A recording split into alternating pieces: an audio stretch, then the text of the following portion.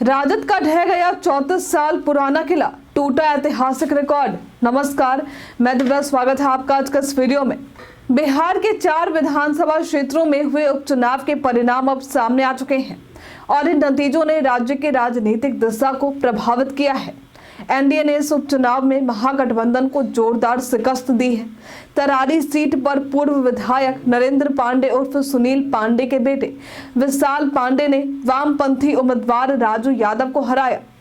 वहीं इमामगंज में जीतनराम मांझी की बहू दीपा मांझी ने राजद के उम्मीदवार रोशन मांझी को हराया है। बेलागंज में जदयू के उम्मीदवार मनोरमा देवी ने राजद के दिग्गज नेता और 8 बार के विधायक रहे सुरेंद्र यादव को हराकर एक बड़ी जीत हासिल की है। रामगढ़ सीट पर भी महागठबंधन की हार हुई और इस सीट पर भी एनडीए की ताकत दिखाई दी। रामगढ़ का ये इलाका पहले से ही राजद के किले के रूप में जाना जाता था, लेकिन इस उपचुनाव में बीजेपी के उम्मीदवार अशोक कुमार सिंह ने 62,257 वोटों के साथ जीत हासिल की। दूसरे स्थान पर बसपा के सतीश कुमार सिंह रहे, जिन्हें 60,895 वोट मिले और महज 1,362 वोटों के अंतर से अशोक सिंह ने उन्हें हराया है। राजद के उम्मीदवार अजीत सिंह 35,825 वोटों के साथ तीसरे स्थान पर रहे।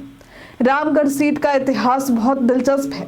इसे जगदानंद सिंह का पुराना गढ़ माना जाता था। 1985 से लेकर 2015 तक ये सीट राजद के पास रही। फिर 2020 के विधानसभा चुनाव में जगदानंद सिंह के बेटे सुधाकर सिंह ने बीजेपी से ये सीट छीन ली थी, लेकिन 2024 के उपचुनाव में अशोक सिंह ने राजद को मात दी और इस सीट पर अपनी पार्टी की जीत को पक्का किया। रामगढ़ सीट खाली हुई थी जब सुधाकर सिंह ने 2024 में लोकसभा चुनाव में जीत हासिल कर दिल्ली का रुख किया था।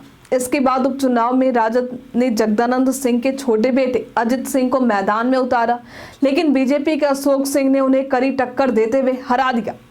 रामगढ़ की राजनीतिक यात्रा 1985 से शुरू हुई थी, जब जगदानंद सिंह ने लोकदल के टिकट पर पहली बार यहां चुनाव लड़ा था और जीत दर्ज की थी।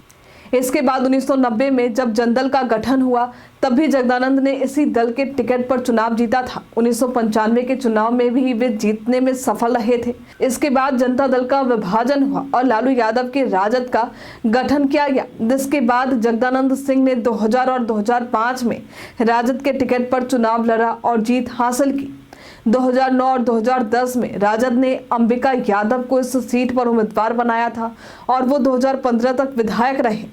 2015 में राजद को इस सीट पर हार का सामना करना पड़ा और बीजेपी के अशोक कुमार सिंह विधायक बने। वे 2020 तक विधायक रहे, जब तक सुधाकर सिंह ने उन्हें हराकर ये सीट वापस राजद को नहीं दिलाई।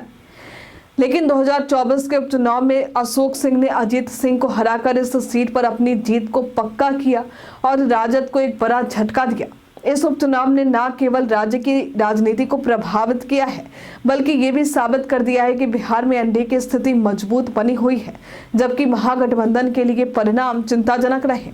इस बार महागठबंधन का सालों पुराना रिकॉर्ड टूटा है, खासकर बेलागंज सीट पर, जहां राजद का 34 साल पुराना किला ढह गया। आज के लिए फिलहाल इतना ही। चुनाव के इस परिणाम पर आप क्या कहना चाहेंगे, हमें कमेंट में लिखकर जरूर बताएं। हमारे साथ बने रहने के लिए आपका धन्यवाद।